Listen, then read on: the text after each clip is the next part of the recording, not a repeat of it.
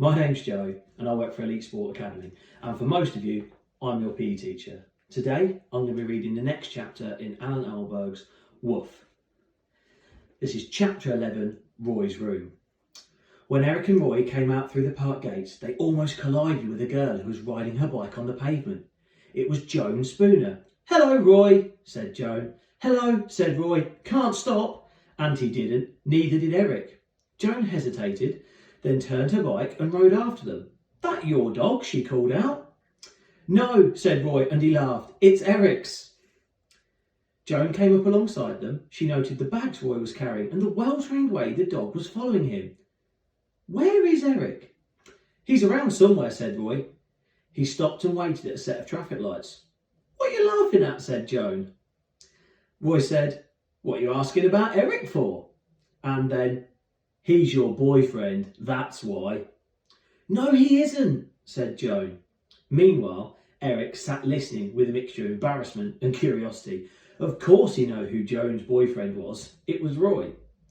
After the lights changed, Roy and Eric continued on their way, and Joan, somewhat puzzled, continued on hers. As they approached Roy's house, Roy began to make elaborate plans for getting Eric past his mum and up to his room. But when he came to the back door, with Eric hiding in the garage, it was locked. And when he took the key from its usual place, under the mat, and entered the kitchen, a note on the table said, "Gone to Mrs. Turner's, back soon."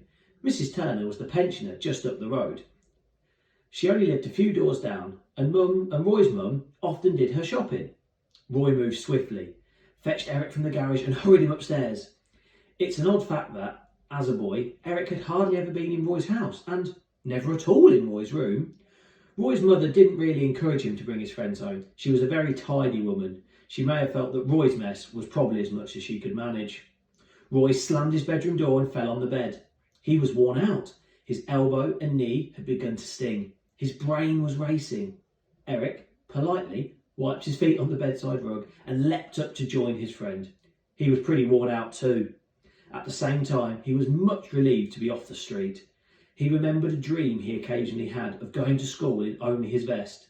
This could have been worse. Eric sat up and looked around.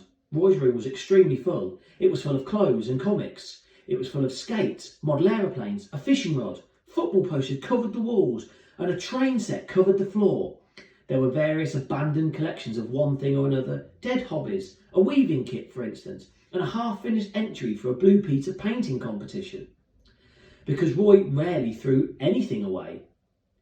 There was, even if you looked hard enough, a one-armed teddy bear and a couple of baby books. Roy stretched out and put his hands behind his head. "Now what?" he said, and then, "Hey, what about Hopper?" He threw his jockey cap in the air and caught it. "Bet you're glad you're not a poodle, hey, or a chihuahua." Eric lay on the bed, his head on his paws, and stared non-committally at Roy. He was thinking about Joan Spooner. Roy had nearly given the game away there. Roy said, "Listen, what if..." And at that moment, there were noises downstairs, a door closing, footsteps in the hall, then a voice called out, "Roy, are you up there?" Roy leapt from the bed, made a grab for his bag, opened the door, shouted, "Coming, Mum!" Shut the door, took his grass-stained t-shirt off, put a clean one on and left the room.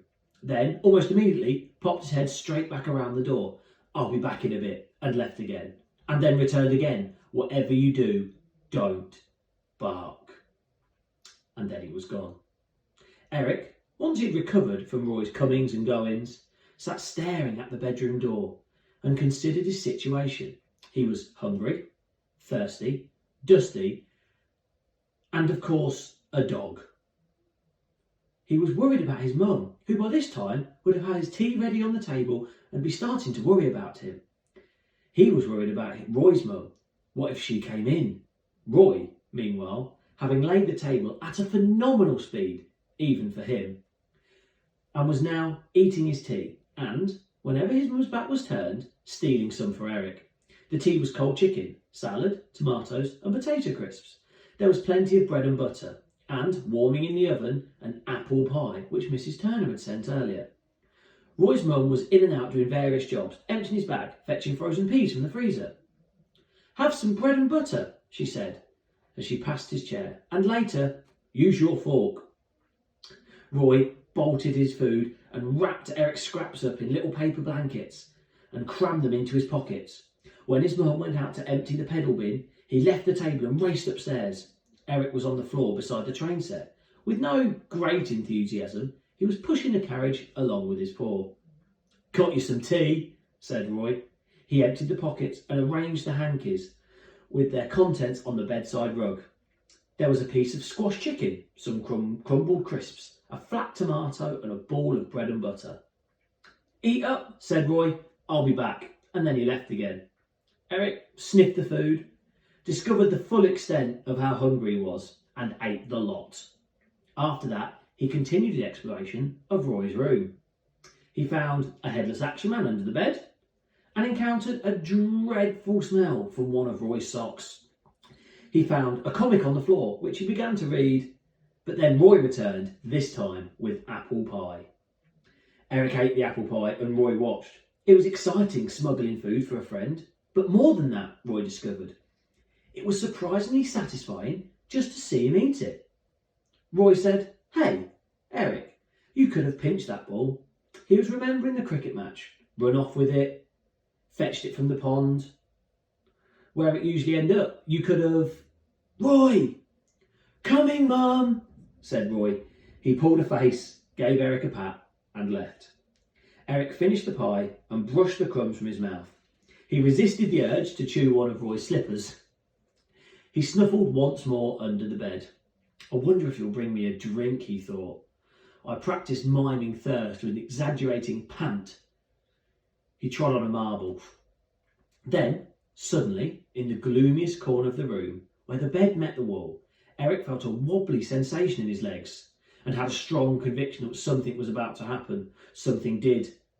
Tingling, like a mild electric shock. This had become more and more familiar to him. Or pins and needles in his paws, an itch around his neck, and then, this was new, this was very new, or perhaps he hadn't noticed it before, a buzzing in his ears. He shut his eyes. His body wavered in the air like heat haze. In no time at all, Eric the dog had dissolved and disappeared. In his place, Eric the boy had emerged. Eric's first response to the change was to bang his head against the underside of the bed. He remembered the shrinking feeling he had at the baths. Of course, that was it. He did shrink when he turned into a dog. So where does the rest of me go? And enlarged when I turned back. And if he was under the bed at the time, he got stuck there. Well, almost. Eric managed to flatten himself to the floor with difficulty and wriggled his way out. He looked around for his bag. When he opened it, he was dismayed to find his t-shirt tangled up in his wet trunks, his towel with dirt on it from his plimsolls, and only one sock. Eric, with a mixture of concern, what's Mum going to say? But then also relief with, I'm a boy again. He began to get himself dressed. Meanwhile, down in the kitchen, Roy's problems were increasing.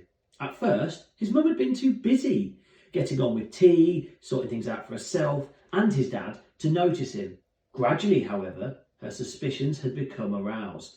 But it wasn't Roy's actions that did it. The amount he ate, the speed he ate it at, and the fact he seemed constantly on the move. All of this was usual. What wasn't usual was his conversation. In an effort to camouflage his own excitement and avoid his mum's attentions, Roy had overdone it. Have a nice day, Mum. Lovely tea, and how's Mrs. Turner? Especially, how's Mrs. Turner? Were simply not remarks Mrs. Ackerman was accustomed to hear.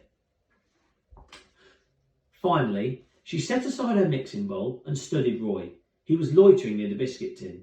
The first thing she noticed were his grazes, elbow and knee. Then, as she applied the TCP, she noticed something else.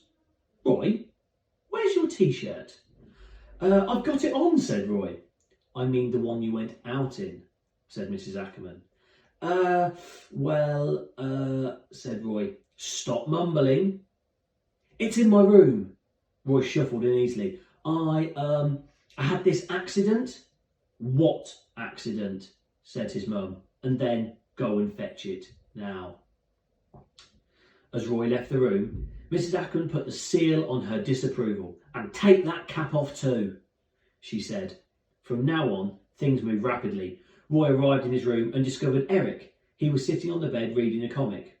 Roy was openly amazed, but also secretly a little bit disappointed. Eric was shivering a little in his wet t-shirt and worrying about his lost sock. A conversation began. The subjects included the sock, the transformation, Hopper, Joan Spooner, and finally, how to sneak Eric back out of the house. Then, bang! The bedroom door flew open and Roy's mum discovered Eric. Eric leapt to his feet. Good afternoon, Mrs. Ackerman." And Roy said, "Here's Eric." Mrs. Ackerman merely frowned. I had this bad accident," said Eric. He indicated his wet t-shirt. "Did you?" said Mrs. Ackerman. "Roy said I could wait here till it dried off." "Did he now?" said Mrs. Ackerman. I didn't want to bother you, Mum, that's all," said Roy. Then Eric swiftly grabbed his bag and said, "Well, I'd better be going. Thanks, Roy." And on the stairs, Roy said, "Don't mention it." And at the back door, "See you tomorrow." After that, Eric scuttled up the road and Roy took his time closing the door. He made rapid efforts to anticipate his mother's line of questioning. She was waiting for him, arms folded in the kitchen. "What's Eric been up to?" she said. "His hands were filthy." And Roy replied, well... And there we have it, the end of chapter 11. I hope you enjoyed it and are looking forward to the next chapter with whoever's going to be reading that with you. Thank you. See you later. Bye.